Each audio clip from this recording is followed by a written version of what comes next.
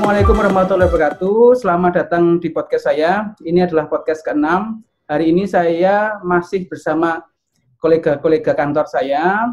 Hari ini ingin membahas tentang kegiatan pada saat pandemi yang kemarin baru pertama kali dilaksanakan, yaitu penelaahan tapi online. Kalau selama ini penelaahan itu offline, kemarin 2 minggu dilaksanakan penelaahan secara online. Gimana hasilnya, gimana tata caranya, dan apakah seseru penelaahan ketika dibandingkan penelaahan offline? Mari kita sambut saja, ada 3 teman saya. Ada Mbak Arifah dari Badan Informasi Geospasial, ada Mas Arya dari KKP, ada Mas Wahyu dari Kemendagri. Selamat datang. Selamat datang. Gimana ini, sehat semua ya? Alhamdulillah. Ini puasanya masih pada lancar atau enggak ini? Yuk kudune lancar toh Mas. Lancar. Jadi THR. Oh gitu, mempengaruhi ya, puasa mempengaruhi THR ya? Mempengaruhi. Udah pada cair kan? Masih patuh PSBB apa enggak ini pada ini? Masih lah. Enggak. Masih lah, ini di rumah. Saya enggak nih. Kan lagi ramai jalan-jalan. pelanggaran PSBB ya. Mudah-mudahan sih kita yang masih patuh ini berkontribusi lah untuk melandaikan kurva penyebaran COVID-19. Oke, ini mas-mas, mbak-mbak sekalian. Ini kan mungkin beberapa waktu kemarin lah kita bersama mengadakan kegiatan penelaahan dalam rangka penyelenggaraan nama rupa bumi. Nah, karena memang saat pandemi ini akhirnya penelaahannya harus online ya, daring gitu ya. Jadi saya kira karena saya juga baru pertama kali merasakan penelaahan langsung yang daring juga, ya sebenarnya asik, tapi ya memang mungkin ada ya ini itulah yang memang feel-nya mungkin kurang gitu ya. Sebelumnya mungkin saya ingin Mbak Arifah bisa cerita sebenarnya penyelenggaraan nama rupa bumi itu apa, kemudian tahap-tahapannya apa saja sampai tahapan penelaahan seperti itu. Silakan Mbak Arifah. Oke.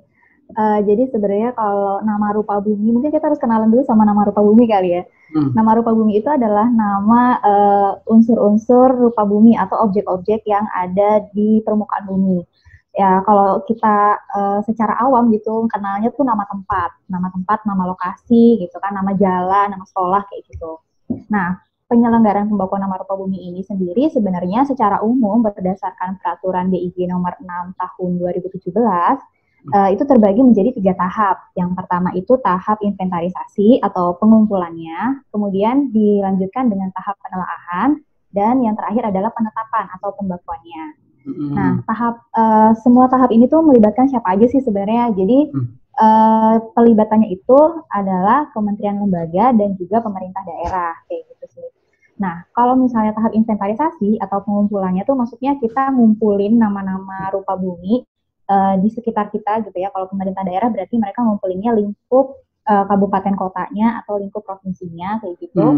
Terus nanti datanya itu ditelaah, artinya diperiksa atau diverifikasi gitu, diperiksa secara spasial tuh udah tepat atau belum kayak gitu, sama atribut-atributnya. Nah, kalau yang terakhir, kalau misalnya sudah diperiksa secara bertahap gitu ya, mulai level kabupaten kota, ke provinsi, sama ke pusat, baru nanti kita tetapkan menjadi nama resmi yang bisa diacu oleh semua orang kayak gitu. Dan itu penetapannya melalui Gazeti Republik Indonesia. Oke, jadi bertahap, bertahap dan melibatkan banyak pihak ya. Jadi berarti dipecah-pecah kegiatannya sebenarnya per kabupaten. Jadi setiap kabupaten melaksanakan kegiatan inventarisasi, kemudian naik datanya ke provinsi. Di provinsi dilakukan apa? Di provinsi juga diperiksa, tapi dia lingkupnya beda. Jadi kalau provinsi lingkupnya antar kabupaten kotanya kayak gitu. Data yang antar kabupaten kota atau data yang data yang wewenangnya provinsi kayak gitu. Oke. Setelah ke provinsi, data diajukan ke pusat untuk ditelaah oleh tim pusat seperti itu ya. Iya, betul sekali. Nah, kalau di kabupaten kota kan sudah jelas keterlibatannya. maksudnya tiap kabupaten ya Pemdanya, mungkin ada SK-tim yang ditunjuk, di provinsi juga. Nah ini yang di pusat ini kemarin. Di pusat kemarin kan, kalau saya ini juga baru pengalaman sekali pertama, melibatkan banyak kementerian ternyata, tidak hanya Badan Informasi Geospasial. Ya contohnya Mas Arya ikut, Mas Wahyu ikut, kemudian juga ada jadi badan basis juga ikut. Gitu. Kalau saya pengen tanya ke Mas Arya ini, Mas Arya, sejauh yang sudah pernah diikuti penelaahan atau kegiatan penyelenggaraan nama rupa bumi secara umum, KKP itu apa, di mana, tahapan mana, dan kemudian ngapain aja gitu? Oke, kalau KKP kan sejarahnya dulu sebelum ada BIG ya, ini ada tim Perpres penambahan rupa bumi tahun berapa? 112 ya? Dulu 112 2006. 112 2006. Ketuanya dulu kan Kemendagri. Betul. KKP itu dulu rupa bumi tanggung jawabnya di pulau, unsur pulau. Jadi sejak tahun 2005 KKP melakukan survei toponimi sampai 2019. Cuma di tahun 2016 itu mulai BIG ikut survei. Yang awal berdiri, benar kan ya kalau nggak salah ya? Iya. Survei. Nah setelah survei itu KKP ditelaah itu verifikasi oleh Kemendagri. Nah Kemendagri nanti yang koordinator mengumpulkan berbagai kementerian yang anggota tim Perpres itu dengan tim dari daerah. Itu nanti dibakukan Gazettir jadi pulau di Suparto PBT. Awalnya seperti KKP dalam tugasnya survei toponim pulau. Jadi kalau KKP data-data pulau ya lebih ke situ gitu ya? Ya lebih ke arah pulau, unsur pulau aja. Kalau Kemendagri gimana Mas Wahyu? Kayaknya malah juga perannya juga sangat banyak ini dalam penyelenggaraan nama rupa bumi. Kalau Kemendagri sendiri kan asumsinya awal dari Timnas itu kan munculnya dari permasalahan Pulau Sipa dan Likitan. Itu terjadi tahun 2002. Nah, itu karena kurang aware pemerintah bahwa tidak ada pendataan ataupun inventarisasi pada saat kita sidang di Belanda pada saat permasalahan Sipa dan Likitan itu kita kalah karena efektif occupation itu. Nah, dengan adanya itu tahun 2006 sesuai yang disampaikan Mas Arya tadi melalui Perpres 112 tahun 2006 itu terbitlah Timnas Pembekuan Nama Rupa Bumi yang diketuai oleh Menteri Dalam Negeri dan dengan anggota BIG lah sebagai sekretariat pertama, Dirjen BAK sebagai yang dulu pemerintahan umum, sekretariat kedua, Menteri KKP, Bahasa dan sebagainya, Pertahanan, semuanya bergabung karena ini bermanfaat untuk inventarisasi data yang notabene untuk cakupan wilayah NKRI.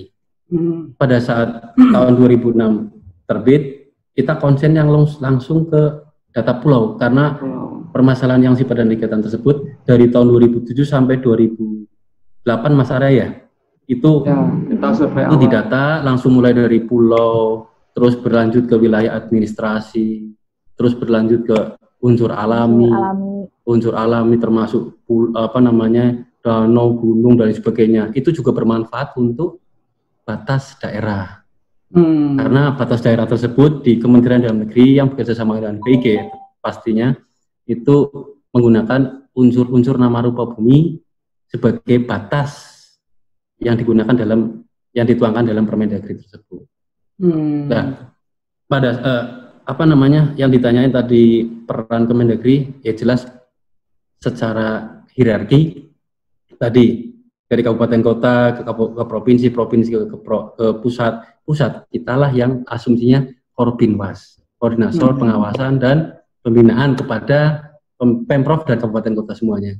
Jadi hasil dari rapat ataupun dari putusan KL kita tuangkan dalam surat edaran yang ditandatangani oleh Pak Menteri, disampaikan kepada gubernur dan kabupaten kota yang notabene untuk dianggarkankah untuk kegiatan rupa bumi, untuk batas daerah dan lain sebagainya. Jadi intinya garis merahnya kelihatan antara kerjasama BIG ataupun dengan Kemendagri, KKP, ditopat dan sebagainya itu semuanya garis merahnya larinya ke Kemendagri melalui ke kabupaten kota. Gitu Mas. Jadi memang berarti awalnya terkait dengan memang isu pulau ini ya yang kemudian melatar belakangi bahwa kegiatan penyelenggaraan nama rupa bumi dirasa penting untuk dilakukan di Indonesia gitu ya. setelah pulau sudah berangkat ke wilayah administrasi, kemudian tadi ke unsur alami, unsur alami, dan mungkin nanti tentu semua unsur akhirnya memang harus dibakukan gitu ya. Betul. Menarik sekali ini. Kemudian surat saktinya ada di Pak Menteri, karena memang yang berlaku ya memang Pak Menteri itu yang kemudian dibaca Pak Gubernur dan Pak Bupati Wali Kota untuk dilaksanakan di Mas Wahyu ya. Betul. Ada tambahan lagi. Silakan. Asumsinya setelah 2006 sampai 2016 itu diketuai oleh Mendagri. Keluarlah tahun 2016 dengan Perpres 116 itu dibubarkan. Dan fungsi dari Timnas yang dulu diketuai Mendagri dan semuanya itu anggotanya dialihkan ke badan yang mengurusi informasi spasial. Nggak ada lain, PIG lah yang sekarang jadi sampai sekarang udah 3 tahun. Sudah. Jadi berarti ya. Ya sudah 4 tahun lah berarti ya. 2016. Ya. Ya sampai sekarang kita sekarang mengekor sama PIG. Tapi tetap kita sebagai ya kalau masih dianggap sebagai rekan kerja Mbak Adwa ya. Yang nggak boleh itu mengekor di belakangnya Mbak Ipe karena sudah punya suami. Nggak berani itu. Aduh. Suaminya mana nanti? Oke. Jadi kalau boleh tahu ini kalau saya kan tahun pertama nih karena saya juga baru pindah ke bidang toponim. Kalau Mas Arya, Mas Wahyu ini sudah berapa kali ikut penelaahan baik yang tahun ini ataupun tahun-tahun sebelumnya? Wah, mereka ada dengkotnya ini. Dengkotnya ya? Kan jangan-jangan sampai lupa udah itu ya. Atau dari tahun berapa? Penelaahan itu kan idenya dari BIG tahun 2019 ya. Pertama kali penelaahan itu ada pulau. Sekitar 7-8 kali ya waktu tahun kemarin tuh. Iya, tahun kemarin tuh paling banyak ya. Paling banyak. Iya, sampai 8 kali itu. Sampai di hotel di mana di Kemenkomar juga. Iya. Tahun ini baru online ya, sekali doang. Iya, benar. Iya, tahun ini baru sekali doang. Baru sekali ya. Memang kalau untuk pulau itu memang tahun lalu tuh kita gencar memeriksa datanya karena kan kebanyakan berasal dari data-data lama ya. Terus akhirnya udah kita tiap kali ada kesempatan, oke kita adain, oke kita kumpul, oke kita periksa kayak gitu sih. Coba kalau Mas Wahyu. Ini lebih senior kalau ini. Saya sih lahir ceprot langsung di toponimi. Jadi luar biasa. Udah mulai ini ya, jadi mulai dari hijab ya. Ini kalau anak sekolah jadi udah SMA atau malah udah S2 ini Mas?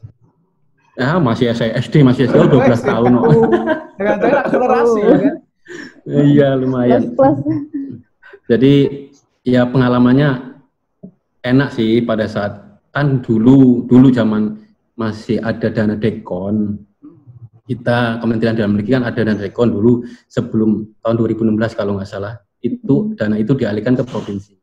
Dikelola sama teman-teman provinsi untuk melaksanakan inventarisasi. Inventarisasi itu datanya dari PIG, dari KKP. Nah, kita sampaikan ke sana, kita datang bersama tim di daerah, di provinsi, di provinsi seringnya. Itu kita memverifikasi bersama dengan biasanya dari tim akademisi, dari ditopatnya mereka, dari katakanlah pulau ya, dari DKP-nya teman-teman provinsi. Jadi kalau pas zamannya ada dana dekon, Kementerian Dalam Negeri kita menyampaikan ke sana, datanya ke sana, kita verifikasi di sana. Nah sekarang dengan adanya dana dekon yang sudah dipotong, dipangkas, ya, mau nggak mau Kementerian Dalam Negeri berpikir otak gimana caranya supaya tetap bisa dilaksanakan dengan cara kita kompilasi dulu data-data semuanya, kita identifikasi mana data yang perlu yang untuk menunjang. Jadi pada saat kemarin itu yang penting pulau, yang gencar-gencarnya pulau. Jadi kita inventarisasi data pulau, kita undang kabupaten kota yang asumsinya ada temuan data pulau yang habis hasil dari validasinya KKP ataupun PIG, kita undang ke Jakarta. Untuk kita laksanakan verifikasi di Jakarta. Dengan kondisi yang sekarang pandemi ini tambah parah lagi, nggak bisa lagi, susah. Bisa lagi. Iya, tapi ya masih bisa juga sih. Paling kita kirim data ke sana untuk validasi dari sama teman-teman daerah. Itu aja sih. Baik. Jadi kan ngomongin tadi lah Mas Wahyu udah menyinggung tentang pandemi ya. Ini kan memang tidak direncanakan ya. Maksudnya kita ya tiba-tiba udah langsung. Ini masih WFH semua ya, masih dari rumah semua nih bekerjanya nih. Iya. Saya ingin tanya ke Mbak Arifah nih. Kalau penelaahan daring ini sebenarnya idenya siapa dan kemudian eksekusinya seperti apa? Karena kan saya yakin tantangannya tentu berat dalam artian data yang diperiksa cukup banyak, teknis, harus dilihat satu-satu. Kemarin bahkan mungkin sampai dipisah ke grup kecil-kecil dan segala macam. Mungkin Mbak Arifah bisa cerita ilustrasi dan how to do-nya untuk penelaahan daring ini seperti apa? Oke, jadi tuh awalnya kan memang kita rencana itu mau melakukan penelaahan itu sepanjang tahun ini gitu ya, itu 8 kali. 4 kali yang pusat. Yang pusat. Yang 4 kalinya untuk yang provinsi sama kabupaten kota. Memang sih rencana awal kita tuh kita ngadain paket meeting kayak gitu ya, kita ke daerah juga, terus kita juga ngumpul juga di Jakarta kayak gitu. Cuman kan karena ada pandemi ini, saya juga ini sih mikir kayaknya kalau terhenti sayang banget gitu, data tuh udah banyak banget, terus kalau nggak kita proses itu tuh sayang gitu loh berhenti di sini. Makanya kemarin sempat usul ke atasan gimana Pak kalau misalnya kita ngeduluin untuk ngadain yang penelaahan pusat dulu gitu. Karena data udah di pool, udah ada, kita tinggal olah, kita tinggal periksa kayak gitu. Dan atasan setuju, terus kita coba susun tuh konsepnya, acaranya mau gimana, terus metodenya tuh mau gimana, undangannya siapa aja kayak gitu. Akhirnya ya udah simsalabim jadi gitu kan ya. Kita ngundang teman-teman KKP sama Kemendagri pada saat itu yang pertama itu penelaahan pulau. Kita penelaahan secara online di aplikasi namanya Sakti. Itu kita bareng-bareng ngeliatin data walaupun kita terpisah jarak dan ruang gitu ya, tapi kita masih bisa ngelihat data yang sama. Kita juga bisa langsung ngecek datanya, langsung edit datanya di situ, langsung upload fotonya juga di situ. Jadi ya enak sih sebenarnya penelaahan online. Plusnya itu kita bisa ngelihat bareng-bareng nih langsung gitu saat ini juga. Karena kan sekarang udah by system ya. Tapi ya minusnya itulah namanya penelaahan online gitu ya, daring gitu, kita tergantung banget sama sinyal. Jadi tuh benar-benar begitu ada satu orang yang menghilang gitu, kita udah gimana gitu.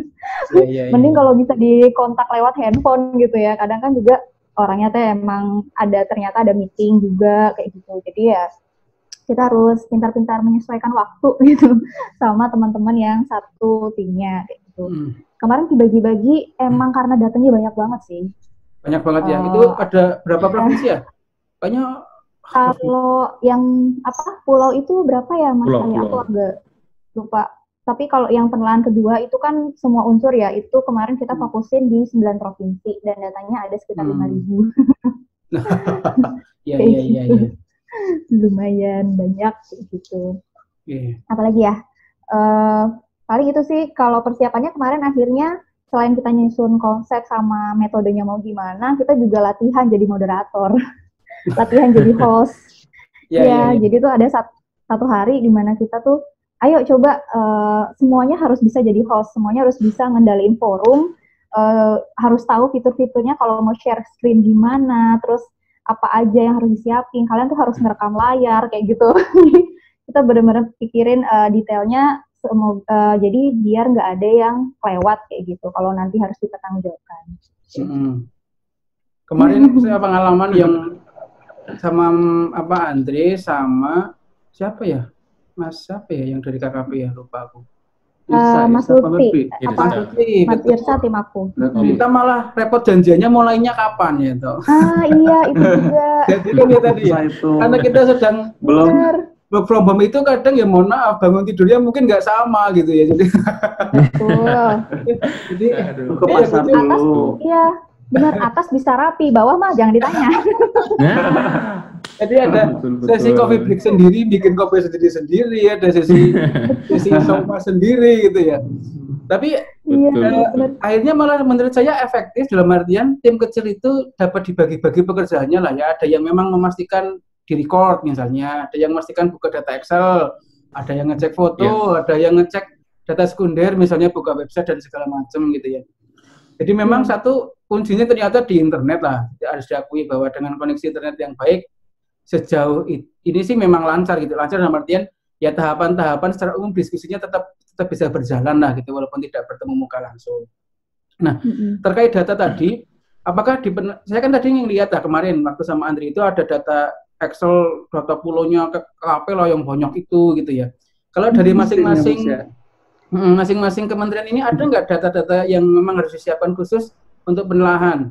Atau memang sudah sebenarnya semuanya sudah tersedia di sistemnya Sakti itu? Mungkin Mas Wahyu dulu silakan. Kalau di Kemendagri sih datanya kita mengacu sama dari BIG ya. Cuma kalau yang terkait daerah mungkin kita yang nyebarin, tapi kalau yang di pusat semuanya ini kan kemarin penelahan pusat ya kita ikut aja, bener-bener ngikut cuman kita juga punya data hasil verifikasi tahun 2007-2008 itu bisa kita ya buat referensi aja karena semuanya itu kan data biasanya dipegang sama teman-teman yang melakukan validasi seperti KKP sama PIG, PKLP ya yang konsen ke situ. Jadi datanya ya mereka yang pegang. Jadi kita bisa lihat di tracknya teman KKP, foto-foto yang dari teman-teman KKP. Jadi kita cocok-cocokin pada saat kita explore ke Saktinya. Jadi ya cocok logi ya benar. Seperti itu. Cocok logi yang penting nggak kirologi. Terus dari Mas Arya gimana Mas Arya? KKP saya melihat itu ada foto survei, ada apa yang dari tahun 2002 atau berapa lah gitu, jadi menarik juga data-data lama. Tapi kesulitannya jadinya gini Mas, rumit sih, kan yang survei itu kan beda-beda tiap pintu dari tahun 2006 ke 2020. Kadang itu mereka habis survei nggak ngumpulin secara lengkap gitu, ke dalam satu folder-folder yang sudah ditentukan. Jadi kita lihat survei sendiri mungkin kita masih ingat kalau ini lokasinya ini, pulaunya gambarnya ini.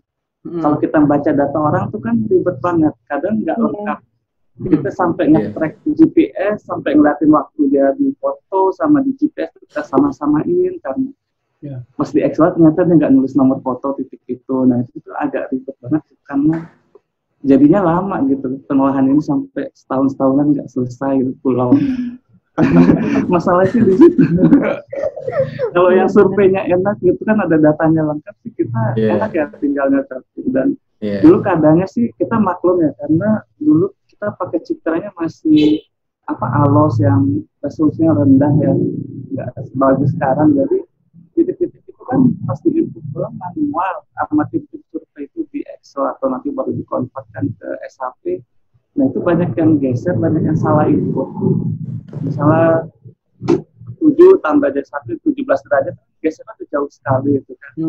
Jadi banyak kesalahannya di situ Mas dulu. Kesalahan manusia sih sebenarnya kalau itu. Ya, jadi memang dengan sekarang kita mengembangkan Sakti ini ya, memang sebenarnya ingin meminimalisir tadi ya kemungkinan kesalahan human error yang kita bisa eliminir lah sebenarnya gitu ya. Oke, ini menarik nih. Ini ngomong-ngomong waktu Zoom-nya tinggal 5 menit, mungkin nanti kita sambung di sesi kedua. Tapi kita habiskan dulu waktu ini. Kalau dari kita ngobrol tadi kan berarti penelahan daring itu sebenarnya visible lah, artinya sebenarnya dapat dilaksanakan gitu ya. Walaupun tadi ada tantangan-tantangan teknis dan non teknis itu gitu, dan masing-masing memang akhirnya ya harus mau tidak mau ya tetap harus memaklumi kondisi tersebut lah. Nah ini terkait dengan output kegiatan sebenarnya Mbak Ipe. Apakah kegiatan kemarin secara umum sukses? Sukses itu berarti kalau lancar seperti apa prosesnya? Kemudian output, apakah outputnya tercapai atau gimana? Monggo. Ya, kalau secara umum sih dari target, misalnya kita target mau verifikasi 400 data gitu, itu tercapai sih. Tapi walaupun masih menyisakan PR, dari 400 mungkin hanya terverifikasi 300 gitu. Kalau secara target umum sih menurut saya sih tercapai sih. Cuman jumlahnya memang tidak sebanyak ketika kita menelaah secara offline atau temu langsung kayak gitu. Kemarin dihitung-hitung dan dibandingkan gitu ya, kalau misalnya menelaah secara full online itu hanya 1/4 atau 1/5-nya dari kita ketemu langsung. Oh gitu. Bisa bisa dibayangkan perbandingan jumlahnya kan ya. Faktor utamanya di mana Mbak Ipe? Gimana? Faktor utamanya di mana? Yang jadi pembeda bisa sampai hanya 20% dari kalau kita ketemu offline itu. Maksudnya mekanisme apa di offline yang menjadikan bisa sangat cepat gitu? Karena saya kan belum pernah nih. Mungkin karena ketemu langsungnya itu kali ya. Jadi kalau ketemu langsung kita bisa langsung gitu, langsung jauh ya. Jangan lama-lama ngeceknya kayak gitu kan. Terus juga selain itu juga kan kalau misalnya kita ketemu langsung nih, kita dikumpulkan di satu tempat, kita udah komit gitu, jam sekian sampai jam sekian, oke, kita kumpul kayak gitu. Lebih ke situ sih. Sebenarnya kalau misalnya kita bisa komit, oke, kumpul jam segini sih mungkin bisa tercapai juga ya. Cuman ya gitu, namanya kita WFH gitu, harus banyak-banyak pemakluman lah sepertinya. Di samping sinyal internet juga kadang beberapa personil kan mendlap-mendlup gitu ya, jadi ya agak gitulah. Banyak gangguannya lah di rumah. Iya, banyak distraksi ya. Gimana Mas Arya, gangguan apa aja ini? Ya bisa jadi kan istri minta diantar pasar gitu tiba-tiba gitu, orang-orang. Ya mau nggak mau kan dianterin dulu gitu kan. Ipe stop dulu gitu 10 menit gitu. Kemana dulu gitu. Iya. Gangguan gitu sih. Kalau nggak buka puasanya susah ya Mas ya. Iya. Gawat ini. Mas Haji mungkin mau nambahin, silakan. Itu aja sih, cukup sama aja. Oke, pertanyaannya tadi, apakah penelaahan daring ini dapat dilanjutkan di waktu-waktu yang akan datang? Mungkin dari Mbak Arifah, silakan. Saya dulu ya. Terima kasih loh. Nggak, kalau misalnya penelaahan secara online bisa atau enggak, bisa sih sebenarnya intinya. Tapi kalau misalnya penelaahan yang tingkat kabupaten kota mungkin perlu dipikirkan lagi ya. Maksudnya kan kita tahu kondisi internet di masing-masing daerah itu beda-beda gitu ya. Cuman kalau bisa mungkin atau tidak itu bisa mungkin karena kita udah satu sistem juga datanya gitu. Jadi kita tinggal buka aplikasinya, kita tinggal login, kita tinggal periksa, terus kita tinggal kirim deh gitu. Sesimpel itu sih sebenarnya. Cuman ya itu namanya daring itu ya tergantung sama sinyalnya, tergantung sama sinyal internet di masing-masing daerah gitu sih kalau menurut aku. Ya. Oke. Mungkin Mas Arya atau Mas Wahyu mau menambahkan, silakan. Betul apa yang disampaikan sama Mbak Arifah. Memang permasalahannya jaringan sinyal memang. Kalau kita bisa, kayak contoh kemarin kita penelaahan sama provinsi juga bisa, tapi kan di provinsi, kan di kota ya. Kabupaten kota kita belum tahu. Alangkah baiknya mungkin kalau secara hierarki data bisa kita sampaikan ke provinsi untuk yang ke kabupaten kota. Mungkin mereka punya sistem lagi atau yang kita nggak tahu mungkin ya. Bisa on the spot mereka mungkin dekat atau dan sebagainya.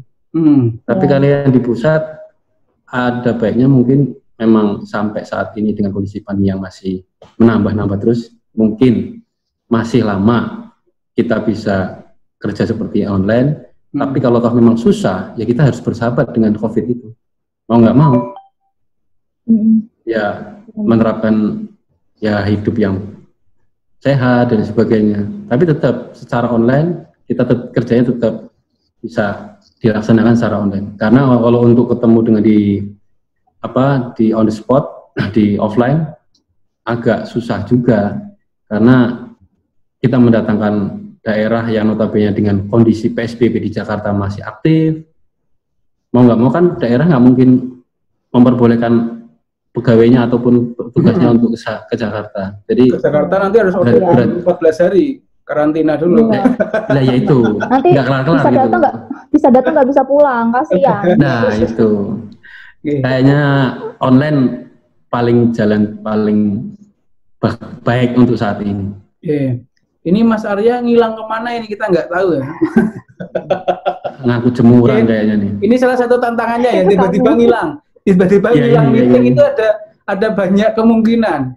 Entah paketnya habis, entah baterainya laptopnya habis, entah sinyal istrinya minta diantar ke pasar. Nah itu. Pencet anak laptopnya juga bisa kali ya. Nah itu. Aduh. Oke. Saya kira memang ternyata sangat menarik ya. Kegiatan-kegiatan yang kita sebut adaptasi lah ya Mas ya. Memang mau tidak mau kita tetap harus berkinerja baik, ada output yang tetap harus kita penuhi, dan akhirnya memang kita harus bisa mengambil langkah-langkah yang mungkin solutif gitu ya, walaupun tadi dengan tantangan-tantangan yang harus dihadapi baik teknis maupun non teknis. Walaupun ternyata yang non teknis lebih berpengaruh. Ya pasti. Ya pulsa ya paket internet, ya keluarga, ya kondisi rumah dan lain-lain itu yang banyak itu ya. Iklannya banyak ikannya.